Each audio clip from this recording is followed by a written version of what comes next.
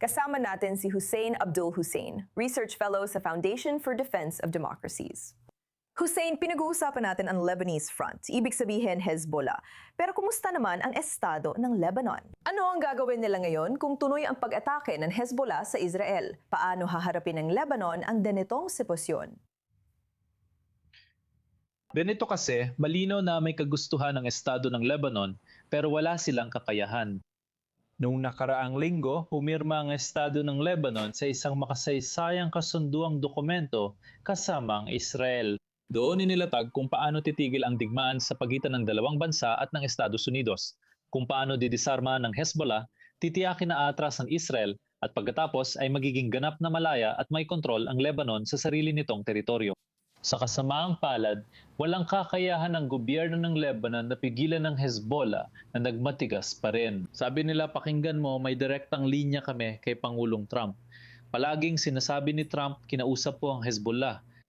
Sabi ng Hezbollah, kami ang malakas, kaya good luck na lang sa pagpigil sa amin. Sa kabila ng sitwasyon, dapat tayong manatili sa panig ng gobyerno ng Lebanon. Magpokus sa kanila, huwag magbukas na ibang paraan, at suportahan sila. Subukan nating bigyan sila ng kailangan nilang kagamitan para maisakatuparan ang napagkasunduang plano kasama ang Israel. Paano kasali si Parliament Speaker na Biberi Vito? May ulat na hindi na siya tagilid at nakikipag-usap na rin ang Washington sa kanya tungkol sa pagpapatupad ng kagustuhan ng Hezbollah. Pero natatalo ba nito ang mismong gobyerno ng Lebanon, lalo na si Joseph Aoun? Oo, tiyak, at taliwas iyon sa pulisya ng Estados Unidos. Ibig kong sabihin, sina Secretary Rubio at ang kanyang team ay naglaan ng oras at pagsisikap para maitayo ang direktang channel ng pag-uusap sa pagitan ng mga pamahalaan ng Israel at Lebanon. Biglang nantayo si Berry ng sariling koneksyon dahil tutol sila sa direktang usapan, kaya ngayon gusto nila ng didirektang pag-uusap sa tulong ng Estados Unidos. Ngayon, si Berry ang nakikipag-usap sa Hezbollah ng hindi direkta gamit ng ibang channel. Channel ito ng Hezbollah at hindi dapat umiral dahil layunin lang nitong ipakita iyon. Ang gobyerno ng Lebanon ang siyang namumuno at siyang nagsasalita para sa Lebanon, hindi ang Hezbollah ang namumuno. At alam mo, kasama ng kaalyado nito, si Nabi Berry. Kumusta ang mga mamamayan ng Lebanon? May palatandaan ba ng lumalaking pagkadismaya sa pamamalakad ng estado sa Hezbollah o sa kilos mismo ng Hezbollah sa bansa? Batay sa ating survey, kalahati ng mga Lebanese, kabilang ang Shia, ay nais tanggalan ng armas ang Hezbollah at magkaroon ng kapayapaan sa Israel. Ang survey na ito ay sinagawa noong Mayo. At kung aalisin mo ang komunidad ng Shia, na 27% ng populasyon, tumataas ang bilang na ito sa 65%. Halos 2 sa 3 Lebanese gusto tanggalan ng armas ang Hezbollah at magkaroon ng kapayapaan sa Israel. Hindi pa ito nangyari sa rehiyon. Sa tingin ko, ito ay maaring pagbasehan. Palagay ko, nauunawaan ni na Pangulong Aoun at punong Ministro Salam ang damdamin ng masa.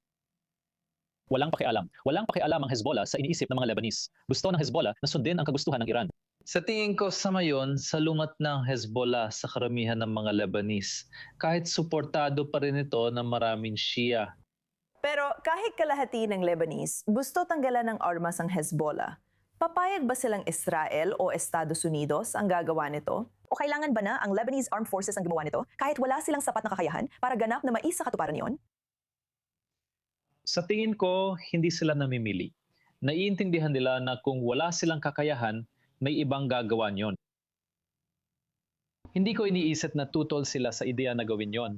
Hindi ko rin iniisip na tutol sila na tumulong ang CENTCOM sa mga Lebanese para gawin yon. Sa tingin ko, sa puntong ito, bukas sila sa lahat ng suwestiyon at dapat nating reformahin at suportahan ang Lebanese Armed Forces para magawa nila ito. O para maipatupad nila ang roadmap na napagkasunduan ng dalawang bansa noong nakaraang linggo kung paano diarmasan ng Hezbollah at magpatuloy. Ito na kaya ang totoong hakbang ang mga pilot zones na napagkasunduan kamakailan sa kasunduang pinamagitan ng US sa Israel at Lebanon kung saan may palatandaan na pumapasok na ang Lebanese Armed Forces sa timog ng Litani River. Gayunpaman sa mga lugar na wala na ang Hezbollah, ibig bang sabihin magiging matagumpay lang ang pilot zones kung aalisin muna ng Israel ang Hezbollah? Sa tingin ko, ito lang ang paraan.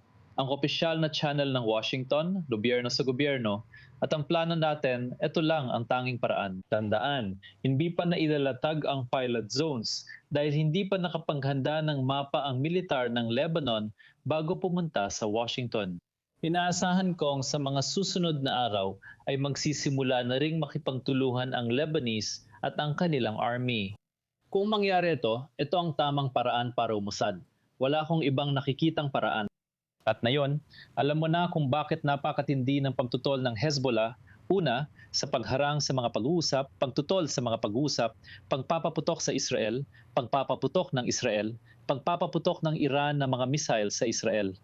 Ginagawa ng Hezbollah ang lahat para siraan si Aoun at ang gobyerno at tigilan ng mga pag-uusap, magkaroon ng alternatibong paraan at gamitin ang mga missile para palalayin ang sitwasyon para walang maganap na usapang pangkapayapaan. Ipinapakita ng kilos ng Hezbollah na tama ang ginagawa ng mga gobyerno ng Lebanon at Israel, kaya natatakot ang Hezbollah at sinusubukang pigilan ito. Hussein Abdul Hussein, laging magandang makasama ka namin sa I-24 News English. Napaka-interesante ng pagsusuri mo. Maraming salamat, gaya ng dati. Salamat!